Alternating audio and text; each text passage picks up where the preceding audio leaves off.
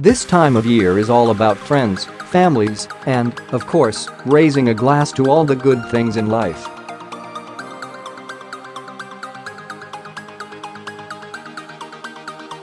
But now the party season is growing to a close, it's also a time of introspection, and there may be a sense that all that consumption, particularly of alcohol, comes at a price.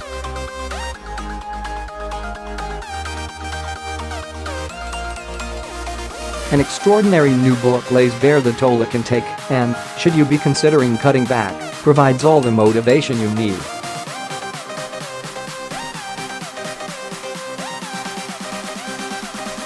On the surface, Clare Pooley's life was perfect.She was a Cambridge graduate and business high-flyer turned stay-at-home mum to 3 children.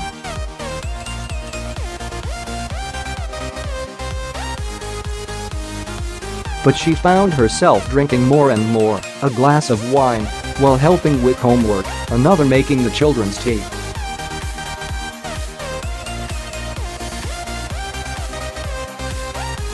Eventually, she was drinking 100 units a week.Then, as her life began to collapse, she realized the booze had to go.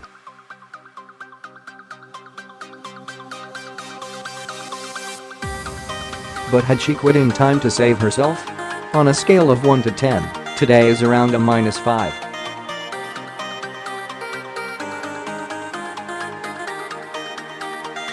It's a Sunday, so I have a hangover, obviously.But this is the day after my birthday party, so my hangover is a humdinger.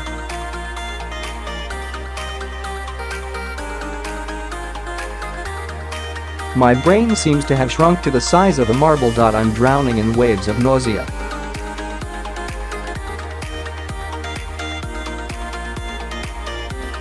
I clutch at my kitchen worktop like a desperate sailor clinging onto a life raft.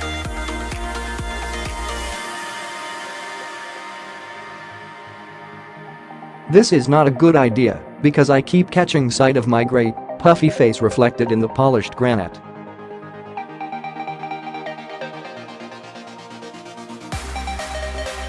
Yikes.Even on a good day, which this is not, the noise levels would be unbearable.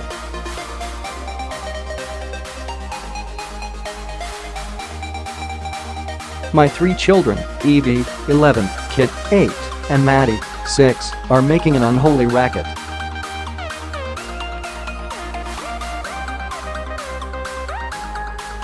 I'm aware the rational response would be not to touch another drop for several days, if not weeks.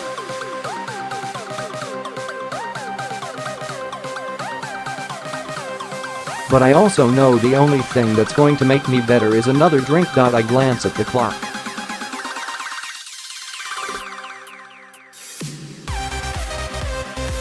Is it broken? It's barely moved since I last looked at it. Just after 11 a.m. No tea drinking before midday is one of the rules.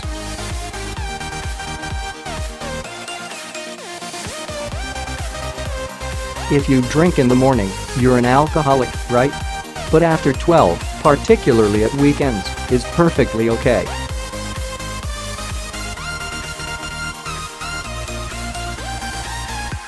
Everyone knows that. I open the cupboard and reach past the Weetabix, no chocolate cereals in my house, because I am a good mother most of the time, to investigate.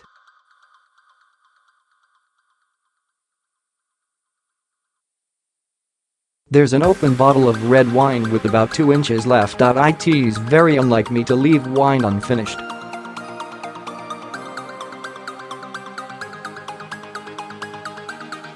I must have fallen asleep, aka passed out, before I managed to drain it. I can't possibly pour it into a glass.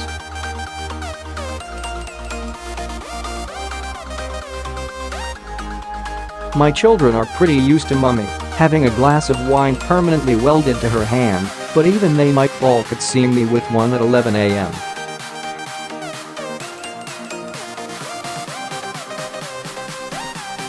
So I take out a mug and pour in the dregs.Only. Minutes after I've knocked it back, the throbbing in my head subsides.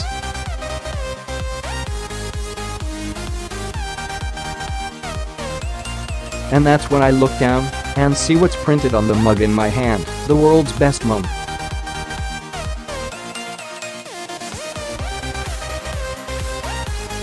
I can't remember the last time I went a whole day without a glass of wine. On a weekday, I'll have a large glass while helping the kids with their homework.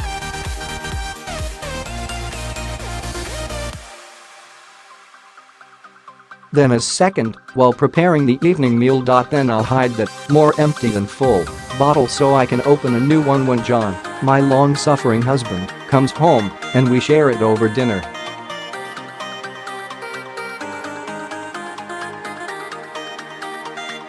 When I say share, what I mean is we'll both have some, but I'll make damn sure I get more than him.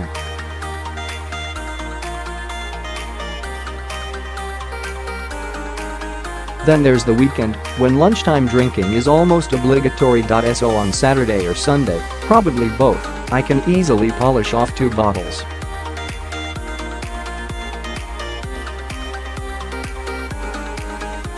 Which means I'm drinking 9 or 10 bottles of wine a week, minimum, around 100 units.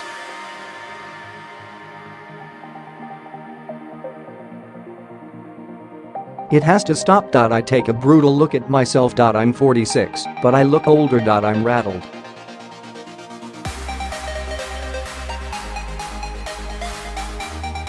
I'm 2st overweight, mostly round my tummy. If I stand up straight and look down, I can't see my feet.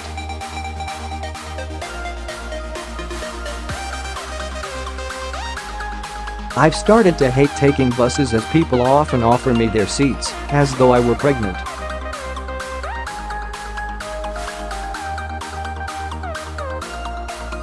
When I recently measured my waist, I found to my horror that it is 36 inches. Then there's the wine, which, the pet name I've given to the voice that's taken up residence in my brain.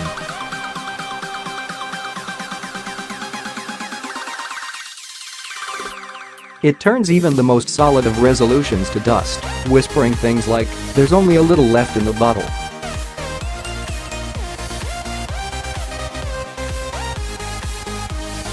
You may as well finish it, or it'll go off. What kind of an example am I setting my children? I don't want them to think all adults need buckets of alcohol every day.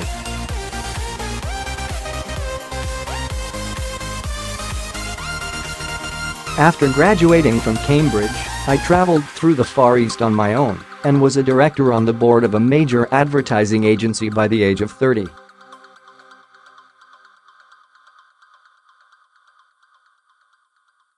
Yet now I'm always anxious. Booze, the trusty old pal that used to make me feel invincible, is only making things worse.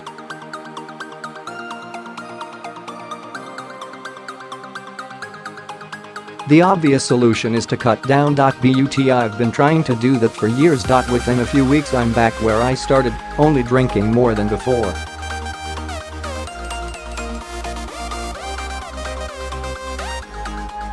I have to stop completely. But is it possible to live without alcohol in a world where you're more likely to be offered a glass of wine at a playdate than a cup of tea?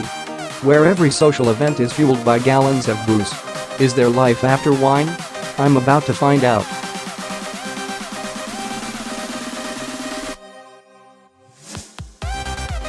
I blame Bridget Jones. I loved her humor and the way she drank like a fish. I loved Bridget because I pretty much was Bridget.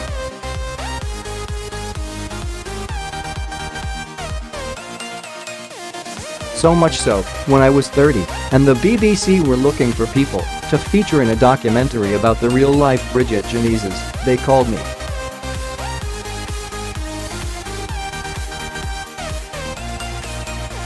I reluctantly agreed to take part in a singleton's dinner party. They filmed me waving my wine around as I proclaimed, "Look.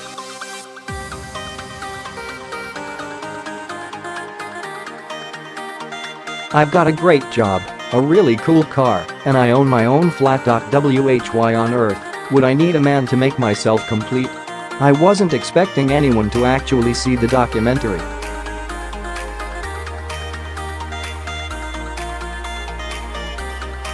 So imagine my horror when all week on primetime TV the BBC ran a trailer featuring only one person, me.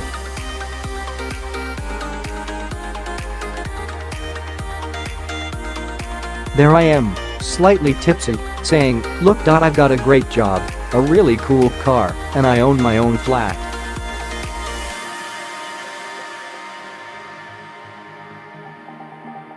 Then the serious male voiceover cuts in, so why can't these women find the one thing they really want, a man? Everyone saw it.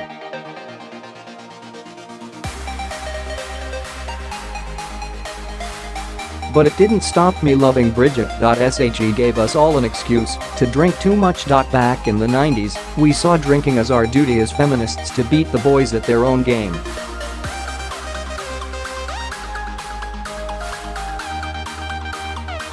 I assumed I would stop drinking with such abandon after I got married to John and had kids.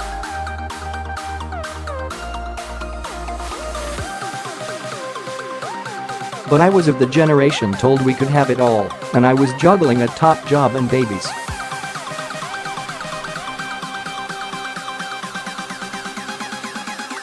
I'd run home from a day keeping hundreds of balls in the air and immediately have to switch into calm, happy mother mode to read the Gruffalo to my children.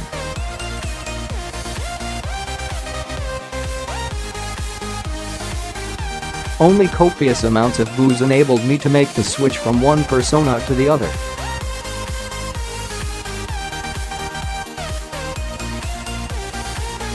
I was driving myself crazy. When I was at work, my heart was with my children. When I was with my children, my head was filled with work.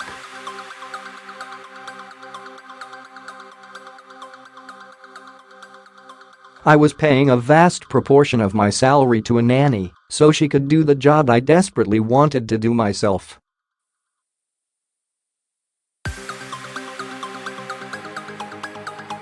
So when Maddie, my third child, was born, I quit the rat race to be perfect. My house was going to be a happy haven of cupcakes, craft tables and playdates.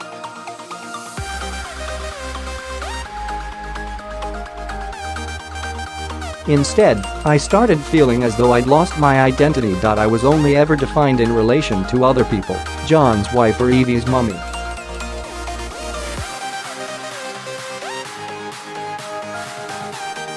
It was as if, without them, I didn't exist. Wine was my oasis, a release from the stress of toddler tantrums and the boredom of nappy changing.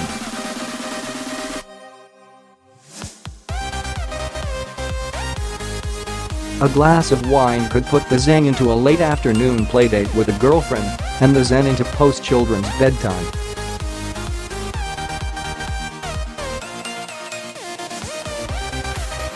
Without booze I felt timid, boring and anxious. But I know it's the drink that has, slowly, insidiously, put me where I am today.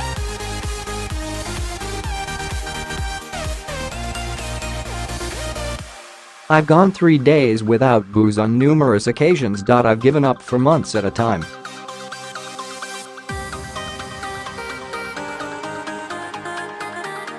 But this time I know it's not temporary, and I can't stop thinking about wine, my errant ex-lover.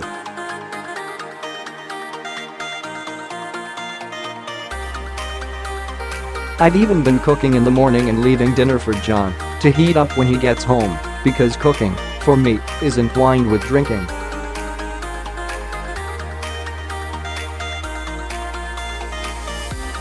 Many an evening I've spent with a spoon in one hand, glass in the other, talking to an imaginary camera crew as I channeled my inner Keith Floyd, the hard-drinking TV chef.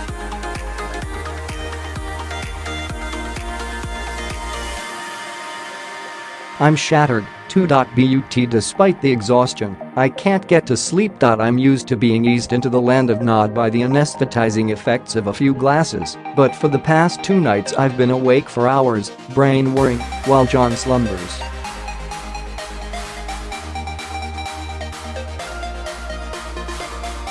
Now it's 6 o'clock, the most difficult time of the day. I've cooked the children's supper, we've done homework and bath time, and they're happily sitting in front of the television.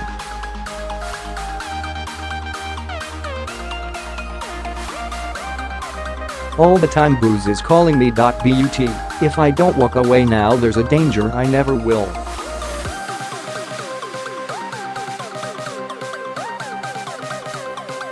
I feel I've done as much of today as I can manage, so I tell the children we're all going to bed.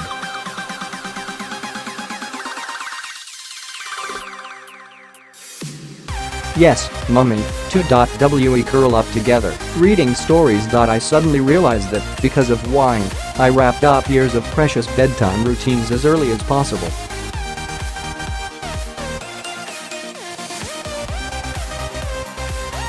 I gave up work so I could spend more memorable time with my children, then spent the next few years constantly trying to run away from them.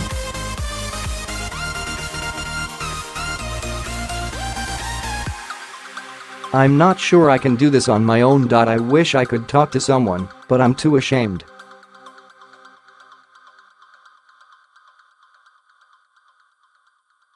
I've casually told John I've quit drinking, but I'm sure he expects me to be back on it by the weekend.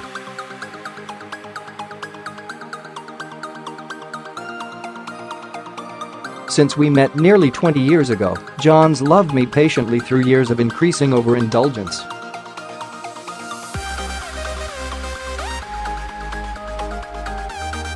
But I can't talk to him. Maybe because I don't want to confess the truth, even to myself.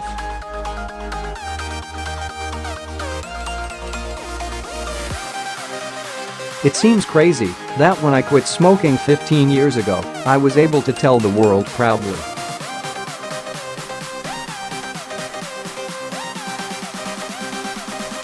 But now I'm ditching another addictive drug and feel I can't tell anyone. I'm doing an amazing thing for me, for my family, and yet I'm scared everyone will think I must have been a bad mother, an irresponsible lush.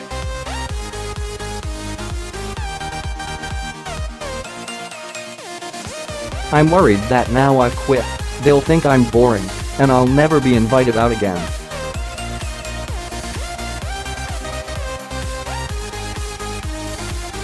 Alcoholics have a terrible image. You immediately imagine tramps quaffing methylated spirits, mothers lying face down in pools of vomit, while their children forage for scraps.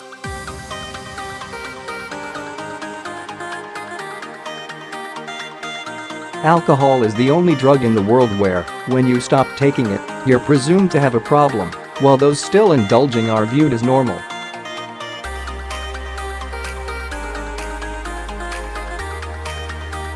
I'm sure I'd meet some incredible people through Alcoholics Anonymous, especially in the nearby Chelsea meeting, which is, apparently, stuffed full of celebrities.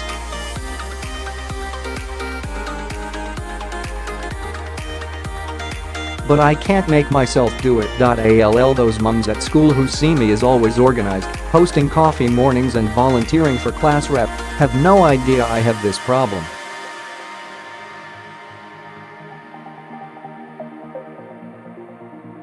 I rarely drop a ball. I'm probably pretty irritating, come to think of it. Which makes me wonder how many mums like me are out there. Who else is standing at the school gate, stealing the kids' Haribos to smother the smell of stale booze? 2 weeks in and my mornings are transformed.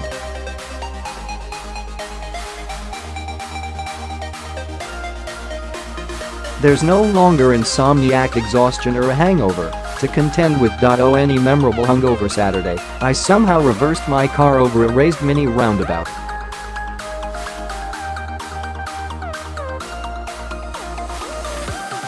To my horror, the car stopped moving, leaving me stuck, balanced on top of the roundabout with all four wheels suspended in midair.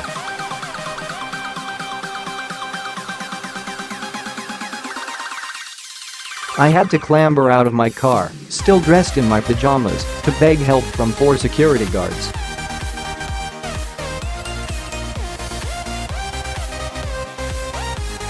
"Don't worry, madam," said one, kindly, "people do that all the time." "Do they really?" I asked him, relieved.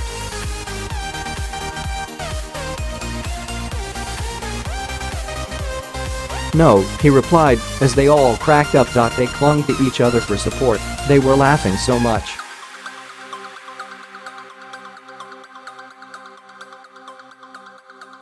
I realize now one of the differences between problem drinkers and normal drinkers is their attitude to hangovers.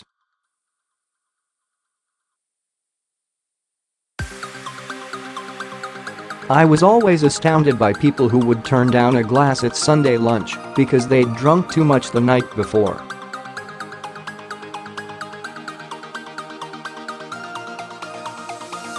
Didn't they realize that the only cure for a hangover was to drink more? 13 years ago, my husband married a party girl.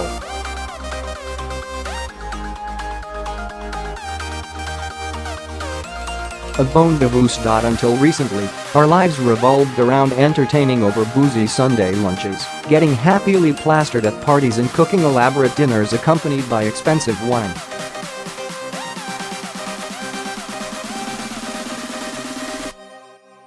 But now he's married to a teetotaler. He wanted me to cut down drastically. But he didn't ask or want me to stop completely.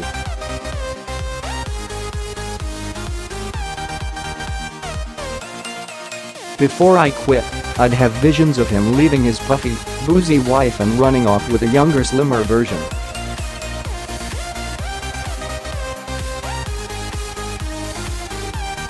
Now I have the same vision, only now they're happily sharing a bottle of wine in a romantic bistro, while I sit home alone with a glass of water.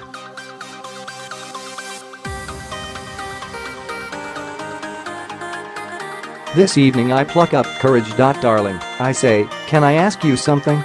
John freezes.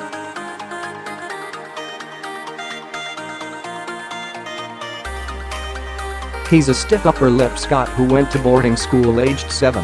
He doesn't do talking about stuff.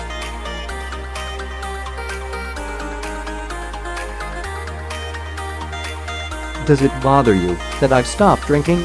John looks relieved. At least I hadn't asked him, does my bum look big in this?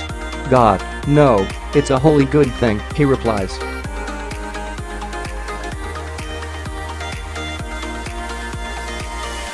The benefits are, apparently, as follows. 1. I no longer fall asleep while watching TV, so we can genuinely share a box set.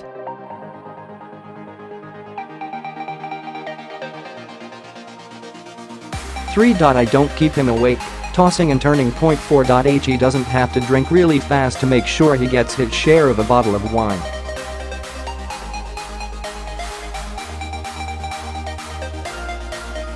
I'm struck by the fact you'd never find a group of mums at the school gate joking about how they were dying to get home to rack up a line of cocaine.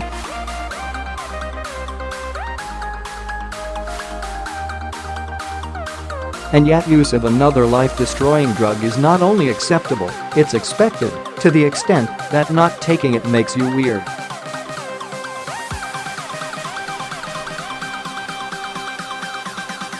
Which is crackers, especially as liver specialists all over the country are reporting a huge increase in the number of women in their 30s and 40s being admitted with liver disease.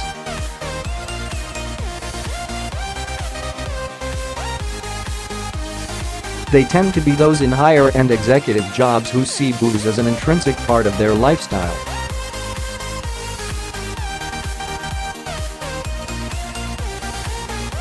It's not just liver disease. Excessive alcohol consumption is also linked to cancer, particularly breast cancer.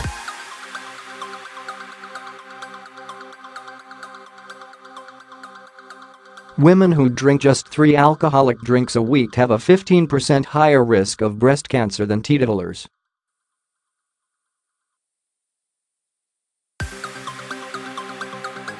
So as wine o'clock comes around and I glance wistfully towards the fridge, I think, is that nightly glass, or 3, of wine worth burdening myself and my family with a breast cancer diagnosis? With a sigh, I make myself a hot chocolate.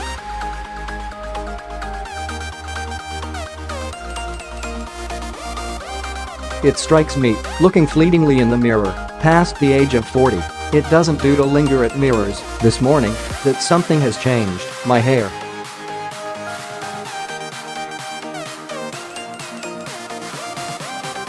There are many benefits I expected when I quit drinking, weight loss and so on, but bouncy hair wasn't one of them.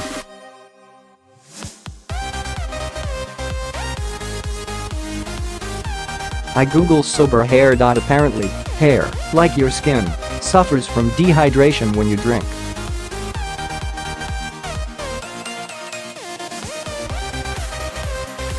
Plus, alcohol depletes your iron levels, which makes your hair fall out. This hair thing is very good timing, because tonight I have an ordeal.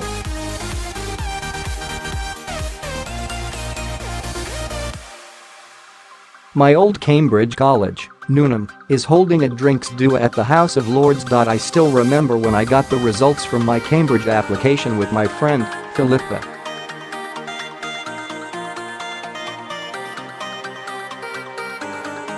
I poured us both a vodka and orange for courage despite it being only 11 a.m. That didn't augur well.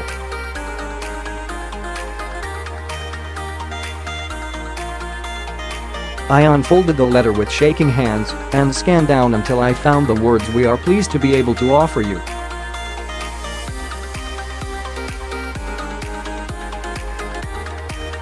It was undoubtedly the proudest day of my life. Tonight I'll look around the room at supposedly some of the brightest and most promising of our generation.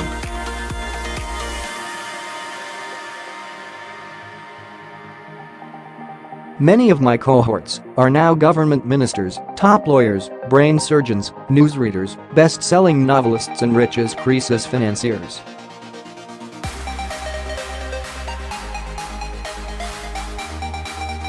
And what am I? An ex-boozy housewife. All that promise left pickling at the bottom of a bottle of Chablis.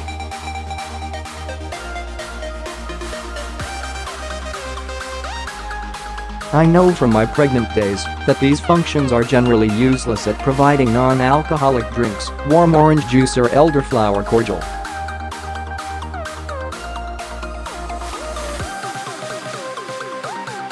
I arrive at the House of Lords. I was wrong about the soft drinks. There's no elderflower cordial, only warm, sticky orange juice.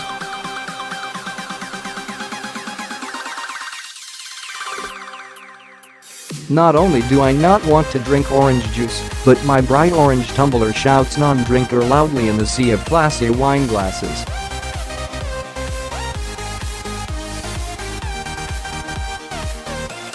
I can't see one other glass of orange juice being drunk. Oh, any lady I don't recognize comes up to me.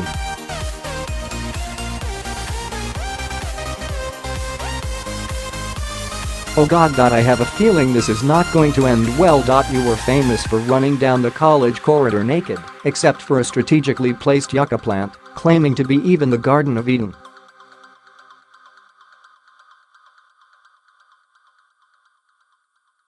I feel a wave of nostalgia for my younger, unforgettable, even if for the wrong reasons, exuberant self, and take a sip of my sticky orange juice.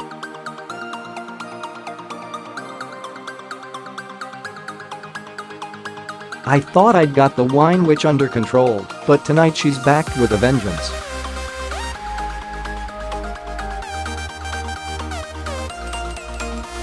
I'm desperate for wine. So I log onto Facebook as a distraction. Mistake.My newsfeed is filled with pictures of drinking at parties, dinner tables complete with large bottles of wine, and the inevitable memes joking about mums and their wine.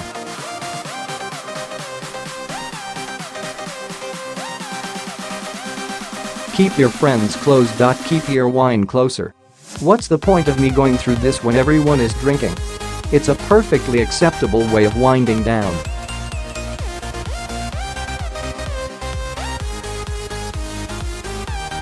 Why am I making life so hard? I curse my decision not to ban booze from the house.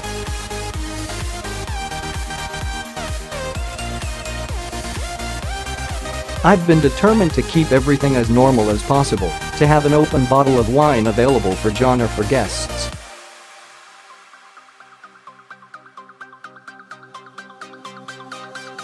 But knowing there's half a bottle of my favorite white in the kitchen is driving me insane.